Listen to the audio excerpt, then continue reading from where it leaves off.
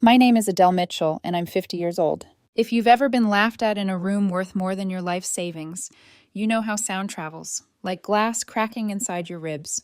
Chicago's Kind of Beautiful does that to you. Chandeliers like upside down constellations, centerpieces dense with peonies the color of summer bruises, and a string quartet playing a waltz that sounds expensive even before you learn its name. I stood at the back of the marble ballroom in a department store dress that fit everywhere except my breath.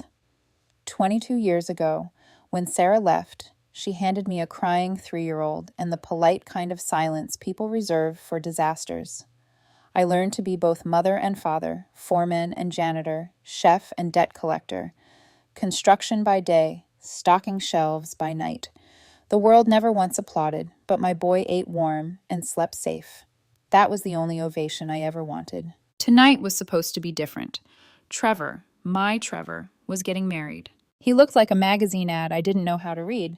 Tall, tuxedo crisp, a grin that promised forever without blinking. By the orchestra pit, he laughed with his bride Stephanie and her family, the Hawthorns, people who wear pedigree the way other folks wear cologne. Dr. Richard Hawthorne, the cardiologist, Victoria, impeccable and glass smooth, their son Bradford, who laughed like he was auditioning for a role called Man Who Inherits. I threaded through the tables toward the family seating, rehearsing the speech I'd practiced in my head all week. How love is a kind of house you build one brick at a time. The place cards were embossed in gold, the script rich enough to make you feel poor. Adele Mitchell, mother of the groom. I smiled, and then I saw the line beneath, added with a gold pen that matched the room's contempt. Low-educated fake mom. My pulse stuttered. For a second I thought it was part of the design, some cruel flourish I didn't understand. The quartet kept playing.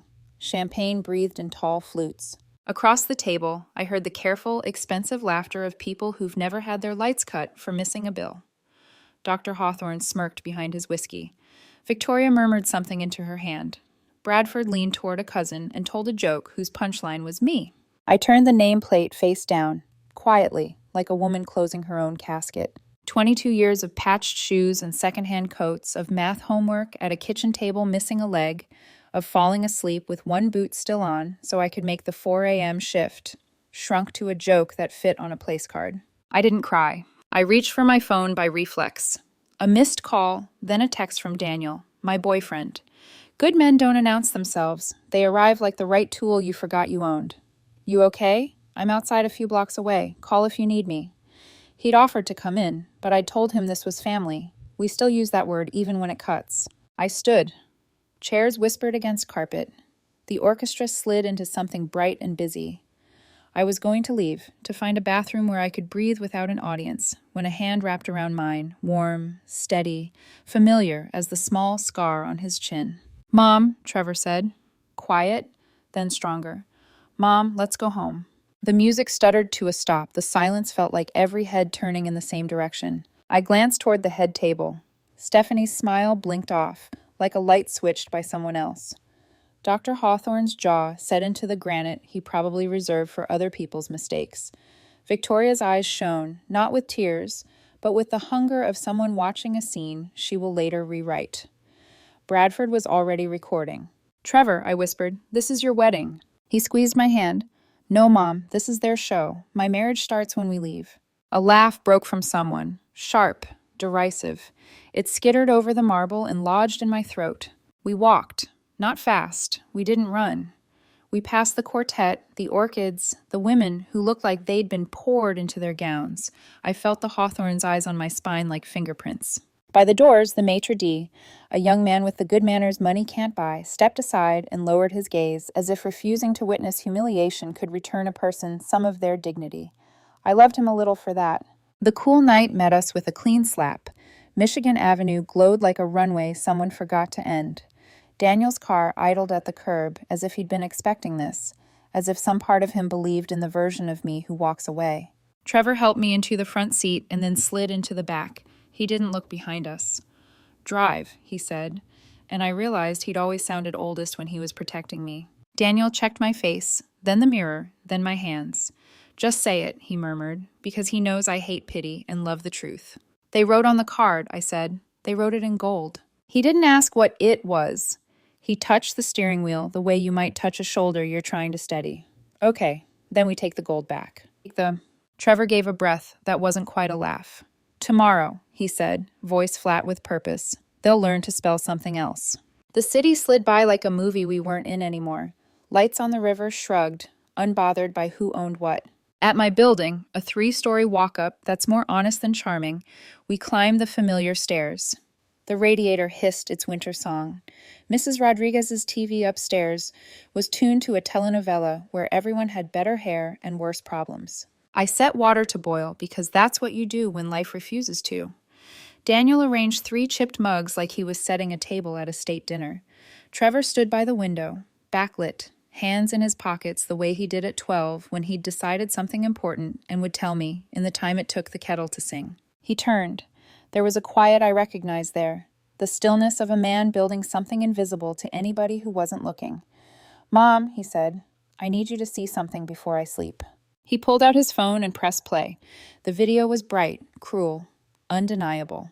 Dr. Hawthorne handing the gold pen to a cousin, Victoria's palm half hiding a laugh, Stephanie's face, God, her face, watching and nodding. My real father is the man I'm marrying into money with, she said, blurred but clear enough to bruise. She's just a formality. I felt it then, not shame, but a colder thing, like the first step onto a steel beam in winter. It didn't make me smaller, it made me precise. Okay, I said, then tomorrow we are no one's formality. Daniel set a mug in front of Trevor. You're sure? He asked gently, as if he already knew the answer and wanted Trevor to hear himself say it. Trevor's mouth found a line I had seen only a handful of times in 22 years. Once when he stood up to a 6th-grade bully. Once when he signed his first lease without asking me to co-sign. Once when he told me he wanted to build something I wouldn't understand until it already existed. I'm sure, he said, and I didn't sign their prenup. A kettle screams when water boils. People do too, sometimes. I let the stove sing for me. Mom, Trevor continued, voice steady as granite, there's more. He opened his laptop. The blue light washed his face into a kind of armor. Folders opened, documents stacked like cards he had been waiting to play. Fortress Digital. Acquisition. All cash. Yeah. Fortress Holdings. Mitchell Investment Trust. Percentages that meant nothing to the version of me who once celebrated rounding error pay bumps. And everything to the woman staring at a map of tomorrow. I kept it quiet, he said, because true moves are quiet. But as of 9 o'clock a.m. tomorrow, when the Henderson Pension Fund executes, I cross 51. He didn't have to say the company's name. We could both hear it humming in the walls. Hawthorne Hospitality Group. In the silence that followed, the radiator clicked twice like an old friend agreeing. Daniel exhaled. Then let them write in gold, he said softly. We'll write in ink they can't wash off. I wrapped my hands around the mug and felt, for the first time that night, something near warmth. Pride, yes. Fear, too. Mostly the sensation of standing at the lip of a cliff and realizing the wind is on your side. Sleep, I told my son. You'll need a clean face for your enemies. Trevor smiled without softness. I don't have enemies, he said. Just people who'll learn what family means. Outside, the city turned another page. Tomorrow, the glass tower would know our names. Night has a way of stripping rooms of their polite lies. By 1:17 a.m., the city had quieted to delivery trucks, far sirens, and the radiator's arthritic hymn. Trevor had spread papers across my kitchen table, like a map of a country he intended to liberate. Deeds of ownership, SEC filings, term sheets, escrow confirmations, a neat grid of shell entities that looked like pseudonyms for the same truth. Fortress Holdings, Mitchell Investment Trust, Harper Street Capital, each with its own P.O. box and council of record. The kind of plan that takes years of patience and a spine that never asks permission. Explain it to me, like I'm the lady who knows how to stretch a pot of chili for 3 days, I said, because I am. Trevor's mouth twitched. He slid a single-page flowchart toward me. Okay, the Hawthorne Hospitality Group used the last 5 years to look bigger than it is. Pretty buildings, loud press, quiet debt. They've been paying bonuses with tomorrow's money and plugging holes with favors. I've been buying up the people who were tired of being last to get paid. He tapped 3 boxes. These are the silent partners who sold to me in tranches, pension funds, two disgruntled cousins, one extremely angry widow who got tired of Bradford's condescension and wanted cash before Christmas. As of today, I hold 48%. At 9:00 a.m., Henderson Pension executes their 12% sale. That tips me to 51. Majority control. Daniel, sleeves rolled, leaned on the counter like a referee who only throws a flag when it really matters. I assume their lawyers will try to freeze the transfer, he said, practical as a level. Injunctions, temporary restraining orders, anything to buy time. Trevor nodded, which is why all wires are already pre-cleared with the state and the bank. Notifications were drafted by Shapiro and Klein, file-stamped and time-boxed. I'm buying their roof while they argue about paint. I held the flowchart between my hands and found the place where pride and fear overlap so tightly they feel like the same muscle. What do you need from me? I asked. He looked up, and for a heartbeat, I saw my little boy in the man, the same stubborn light, the same way his eyes ask for blessing without saying the word. Come with me, he said simply. When I sit in their boardroom, I want the woman they called a fake to sit at my right. I want you to see how the world looks when we stop apologizing for building it with our hands. The kettle clicked as it cooled. The apartment smelled faintly of burnt toast from earlier, a ghost of a breakfast we'd never eaten. I swallowed. Then you're going to need a suit that says you sleep fine, I told him. And a folder that closes flat. He grinned, already on the chair. He jerked his chin toward the living room, where a navy suit hung with the kind of quiet that costs money. Beside it, a manila folder, bulging not with bluster, but with proof. I'll shave at 5. We'll leave at 8:15. Meeting is for 9:15, but I want to take our time walking in. My phone buzzed on the table. Daniel glanced at the screen and then looked away, giving me privacy I didn't actually need with him. The notification wasn't for me. It was for him. The name lit in white letters, a small echo from another life, Sabrina Cole. He flicked his eyes to me for permission. I nodded. He opened it, read, and the faint frown line appeared. The one I'd learned means complications, not crises. What does she want? I asked, not jealous so much as alert. Jealousy is for girls waiting to be chosen. I've been choosing myself a long time. Daniel's voice was even. She's consulting for a Hawthorne-adjacent charity. Says the family will go nuclear in the morning. Wants to get ahead of your son's narrative and make sure no one's reputation is irreparably harmed. Her words.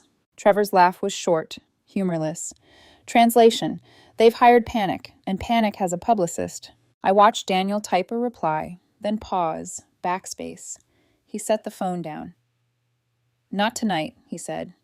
Not ever, if she expects me to stand between you and the truth. I held his gaze. He didn't look away. Sometimes love isn't a speech. It's a sentence you don't send. Thanks, I said. He shrugged one shoulder, a smile at the corner. I'm not a hero. I just know which house I'm standing in when the wind picks up. Trevor gathered the papers into a stack so precise it felt ritual. He slid the manila folder inside, pressed the clasp. The night thinned toward morning. Mom, he said softer, I'm sorry you had to hear Stephanie say that. I thought of the video, the gold pen, the gilded meanness of it. The part that hurt most wasn't even the sentence. It was the nod at the end, the way approval passed from face to face like a dish no one refused. Cruelty is a mirror, I said finally. It tells you more about the room than the person in it. He breathed out. They wanted a trophy husband, he said. Someone to look good in pictures and sign the paper they slid across the table. You didn't sign. I didn't make it a question. His mouth curved. No prenup, no leash. I let them think I was naive. Sometimes you save your strength by letting people underestimate you. The clock over the stove read 2:03. The apartment felt smaller and somehow taller, like we had raised the ceiling with a promise. Try to sleep, I told him. I'll sleep when the bank confirms, he said, cheekbones carved by screen light. Then at least close your eyes, I bargained. Pretend it's Sunday and we're late for church we never go to. He laughed, real this time. Yes, ma'am. He took the couch. Daniel took the old recliner he claims is trying to kill his back out of jealousy. I took my room and lay staring at the ceiling fan that clicks once every third rotation. Through the thin wall, I could hear music from Mrs. Rodriguez's TV. 2 people confessing too late in Spanish. I thought of Stephanie's careful nod. I thought of the word formality. I thought of every morning my hands had split from winter because the hot water needed a minute we didn't have. I must have slept because the alarm arrived like a stranger. 5:00 a.m. The city outside was a rumor of light. I brewed coffee that didn't come from a jar. I ironed the shirt he'd already ironed. I wrote our names on a post-it and stuck it inside the folder anyway, like a mother tucking a prayer under a helmet. Trevor emerged clean-shaven, hair neat, eyes bright in that battle-ready way. The suit didn't make him. He made the suit look inevitable. Daniel handed him a tie, then changed his mind and handed him another. "This one," he said. "It says I didn't come to fight, but I don't lose." My phone buzzed again. Another message from Sabrina, this time to me. I read it once. "Adele, I know we don't know each other well. I'm advising them as a professional, not a friend. If Trevor goes hard today, he'll win the room and lose the city. Think long term. Let's talk." I looked at Daniel. "She has my number?" He winced. "From a Christmas list. My fault." Trevor extended his hand without looking at the screen. "May I?" I placed the phone in his palm. He read. He set it down and met my eyes. "We will think long term," he said, "but we won't confuse mercy with letting the powerful rename what they did." I poured coffee into travel mugs. I tucked a granola bar into his pocket like he was 6, and this was the first field trip of the year. He let me. That's the thing about grown sons. They know when to humor the ritual that built them. We locked the apartment. The stairwell smelled like old tile and newer paint. The street was the kind of empty that makes everything you do look deliberate. As we drove toward the loop, the skyline rose, familiar as a family portrait and just as complicated. Sun found the glass. The buildings turned their faces to it, greedy and gorgeous. "Mom," Trevor said, not looking away from the road, "when we're sitting in that room, if I falter, even a little, put your hand on the table. I'll hear it. It'll sound like that radiator, like home." "I won't need to," I said, and then smiled. "But I will." At 8:43 a.m., a notification chimed on his phone. Wire received. At 8:57, another. Documents countersigned. At 9:00 a.m., precisely, the screen flashed Henderson Pension Fund, Fortress Holdings, 12%, cleared. Trevor exhaled, long and controlled. "That's 51, he said. We parked under a building that looks like it belongs to a movie about money. The lobby was all travertine and the hush of good acoustics. People turned, not rudely, just curiously, the way you look at weather changing. In the elevator mirror, I saw us.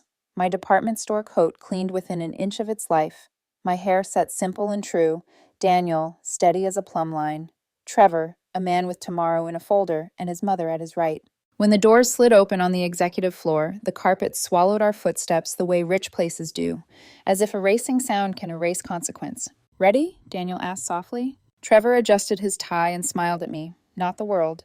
Let's go introduce them to the woman they tried to rename." We walked toward the boardroom's glass doors. On the other side, you could see Dr. Hawthorne already seated at the head, Victoria tight as a seam, Bradford performing outrage like it paid dividends. I reached for the handle. The glass was cool. My hand was steady. The doors opened with the kind of hush that only expensive air conditioning can buy. A long mahogany table cut the room like a scar, polished enough to show reflections, mostly men in suits, 2 women in tailored silk, and at the head, Dr. Richard Hawthorne, the man who'd smirked behind a whiskey glass as I flipped my nameplate face down. His daughter Stephanie wasn't there, but her absence felt loud, like a missing chandelier. Trevor didn't pause at the threshold. He walked in with the calm precision of someone who'd practiced his every step in silence. I followed a half-beat behind, Daniel just far enough to be both invisible and anchoring. A junior executive, young, nervous, began to rise, but Dr. Hawthorne waved him down. "Mr. Mitchell," he said, voice soaked in contempt that pretended to be control, "to what do we owe this surprise?" Trevor set the manila folder on the table. It landed with a soft, decisive thud, the sound of paperwork that already knows it's true. "Effective as of 9 a.m. today," he said evenly, "I hold 51% ownership of Hawthorne Hospitality Group. The verification is enclosed. The transfer was cleared by the SEC, the Department of Commerce, and every regulatory body your legal team is about to call in a panic." Someone laughed under their breath. Richard's eyes narrowed. "This is a joke."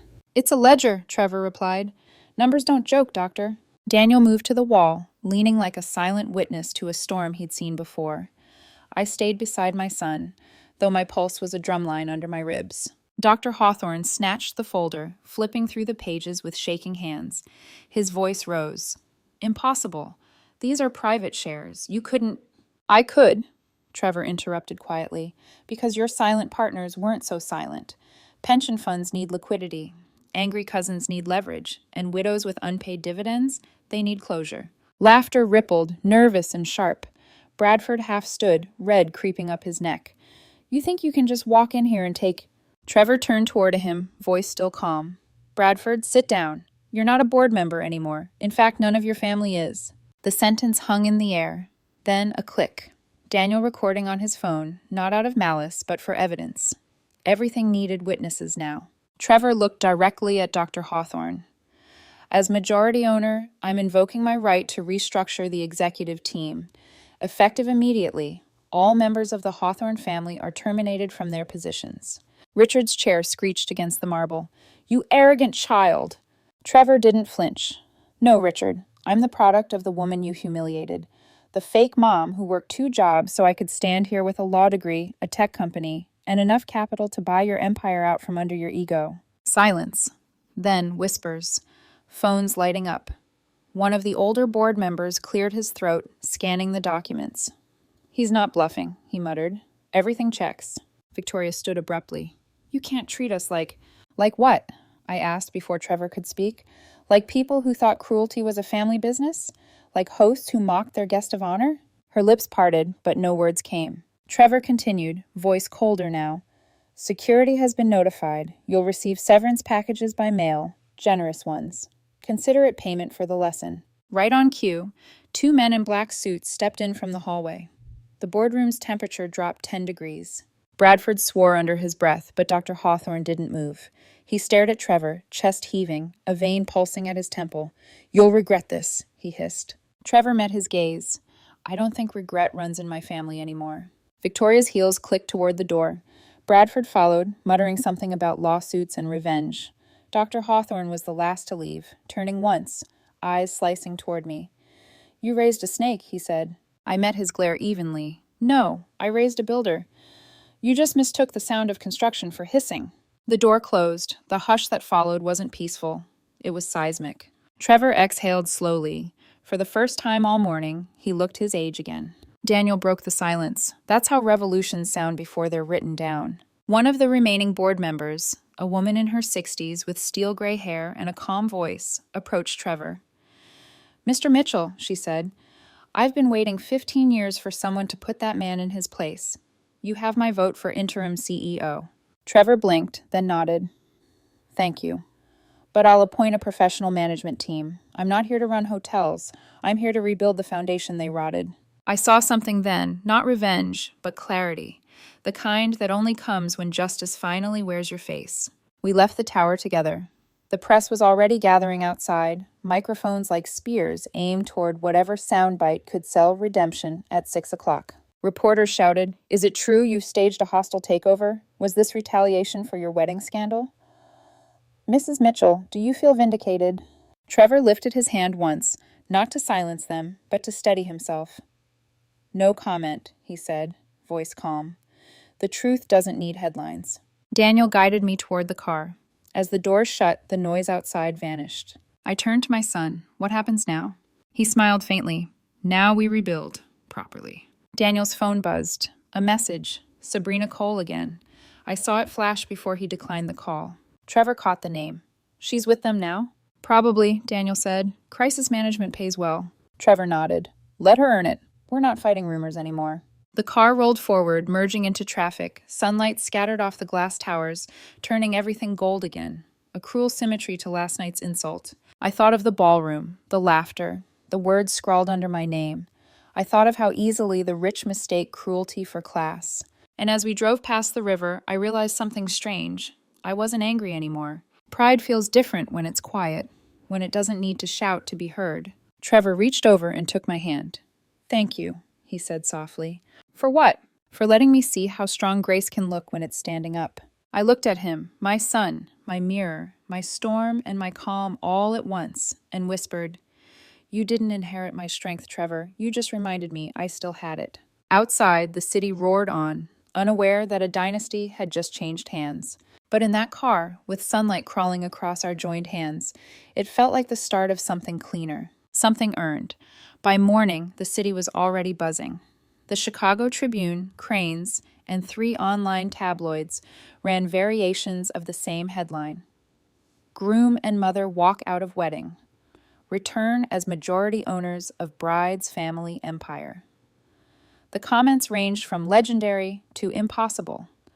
None of them knew the half of it. At my kitchen table, I scrolled through the noise while Trevor brewed coffee like a man who'd forgotten how to sleep.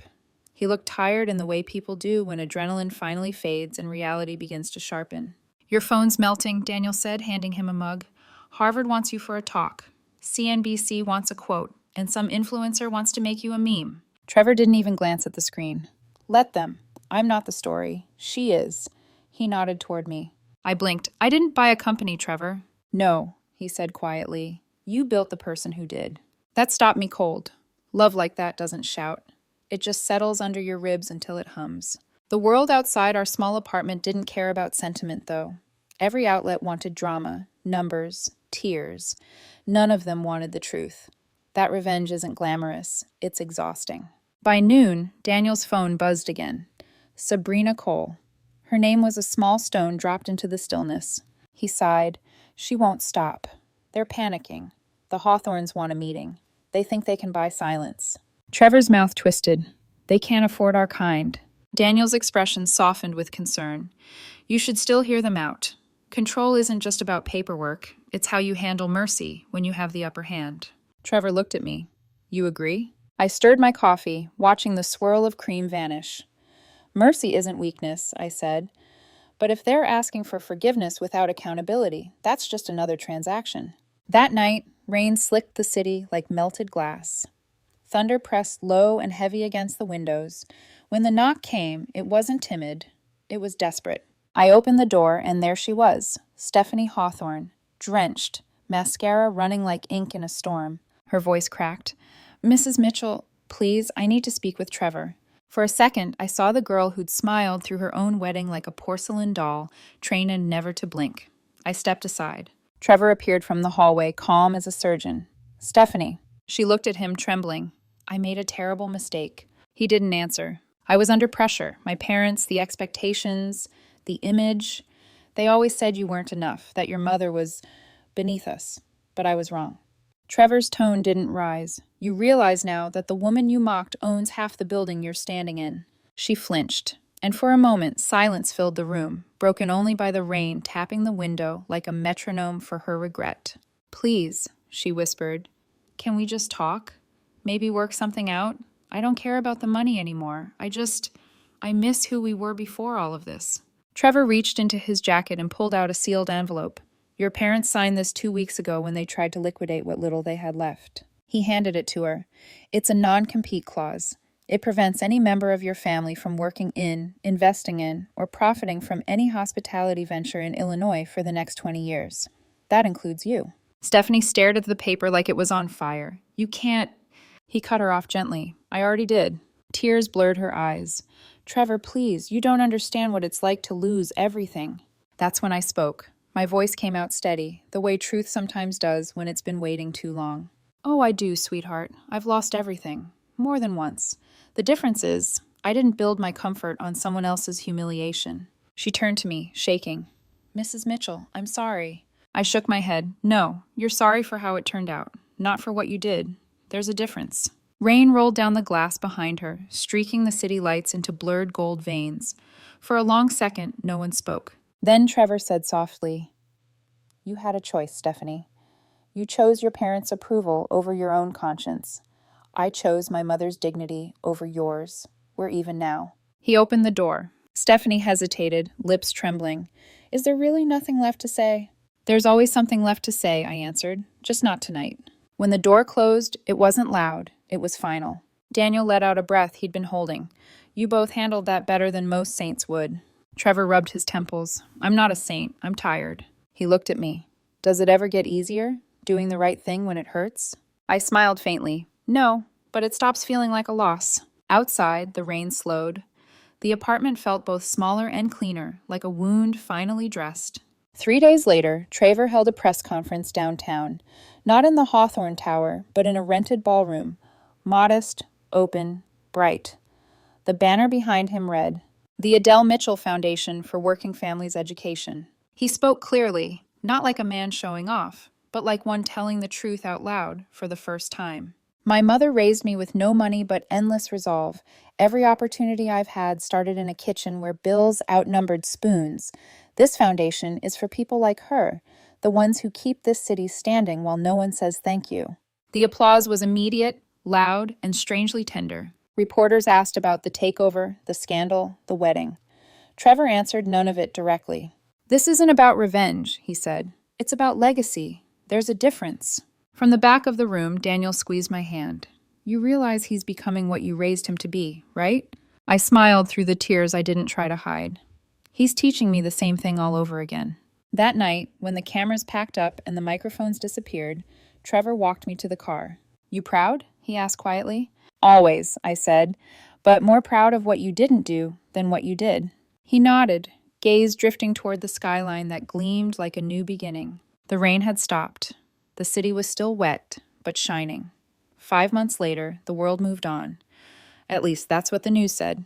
The Hawthorne family stopped trending. The headlines shifted to newer scandals, fresher faces, faster falls. But for us, life didn't just move forward. It deepened. Traver no longer spoke about taking over. He talked about building back. The foundation grew faster than any of us expected. Scholarships, mentorship programs, grants for trade schools, microloans for single parents. He named none of them after himself. Everything bore one quiet, humbling label: the Adele Mitchell Fund for Working Families. I told him once it was too much, that people would talk. He smiled and said, "Then let them talk about something good for once." Daniel and I moved in together, carefully, the way people do when they've already lived through the hard parts alone. Our apartment wasn't fancy. Exposed brick, old radiators, a plant that kept dying and coming back like it refused to quit. But it was ours. And for the first time in decades, I slept without counting shifts ahead of sleep. Then, one September morning, the phone rang. "Mom," Traver said, his voice tight, "turn on Channel 7 News." The screen blinked to life. Dr. Richard Hawthorne, pale and shrunken, stood outside a federal courthouse surrounded by cameras. Charges scrolled across the ticker: insurance fraud, tax evasion, and falsified medical billing records. Victoria and Bradford trailed behind him like ghosts dressed in expensive regret. The reporter's voice was brisk. "The Hawthorne family faces up to 20 years in prison and millions in restitution. The scandal comes 2 years after the hostile takeover that transferred majority ownership to cyber entrepreneur Traver Mitchell." I muted the TV. "How do you feel?" I asked softly. Traver's silence on the line was long and honest. "Empty," he admitted. "I thought I'd feel vindicated. But watching them like this, watching their kids in the background, it just makes me sad." "That's not weakness," I said. "That's what strength sounds like after it's done fighting." He didn't answer right away. Then quietly, "I think I'm ready to stop building against something. Maybe it's time to start building for something." And that's exactly what he did. 5 years later, I stood again in a ballroom. Not marble and cruelty this time, but warmth and purpose. The chandeliers glowed softer. The laughter felt earned. The banner read, "The Mitchell Foundation Annual Gala, celebrating 500 scholarship graduates." The walls were lined with photographs: kids in graduation gowns, families holding diplomas, trade apprentices shaking hands over job contracts, lives rewritten in blue ink and late nights. Traver took the stage in a navy suit that looked familiar, maybe the same one from that first boardroom, though it hung a little looser now, like the fight had finally let go. "5 years ago," he began, "my mother and I walked out of a wedding where people laughed at us for who we were. Tonight, we're celebrating the power of what happens when you refuse to believe that laughter defines you." The applause swelled. He paused, scanning the crowd, then smiled toward me. "This foundation exists because one woman worked 16-hour days, built dreams on mac and cheese dinners, and taught me that dignity isn't given, it's earned. Mom, this is yours as much as mine." The spotlight found me. I tried to smile without crying, failed spectacularly. As the audience rose to their feet, I caught a glimpse near the back. Stephanie Hawthorne, her hair shorter now, her posture humbler, dressed simply.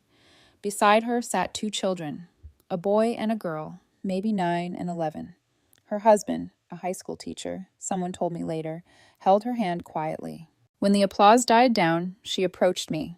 "Mrs. Mitchell," she said softly, "I wanted to thank you." I raised an eyebrow. "For what?"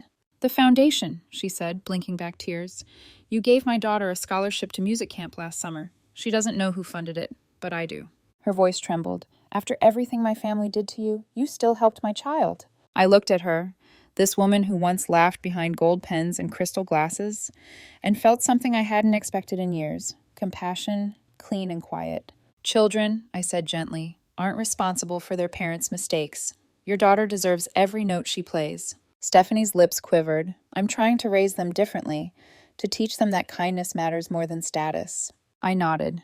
"That's all any of us can do. Try to be better than we were yesterday." She squeezed my hand before leaving, and for the first time, I believed her. Later that night, I stood with Trevor and Daniel on the hotel balcony overlooking the Chicago skyline, the same skyline that once laughed at me through glass. "Do you ever wonder," Trevor said, "what would have happened if we'd stayed at that wedding?" I thought for a long moment.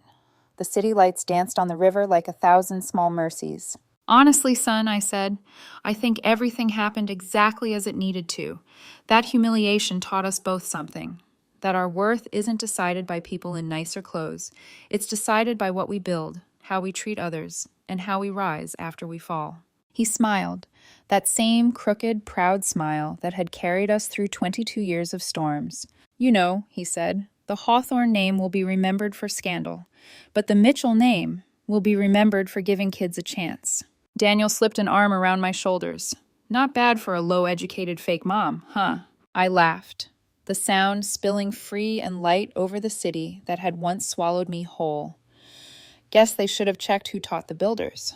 We stood there for a while, watching the skyline glitter, buildings I'd once helped clean, streets Trevor had once dreamed of owning, and a horizon that finally felt ours. Sometimes the best revenge isn't victory, it's peace. It's living well, loving deeply, and turning every insult into a foundation stone for someone else's future. The scared single mother who once walked out of that marble ballroom with a trembling hand was gone. In her place stood a woman who knew her worth, not because her son had won, but because together we had built something no one could take away. And that, I thought, was a legacy worth building.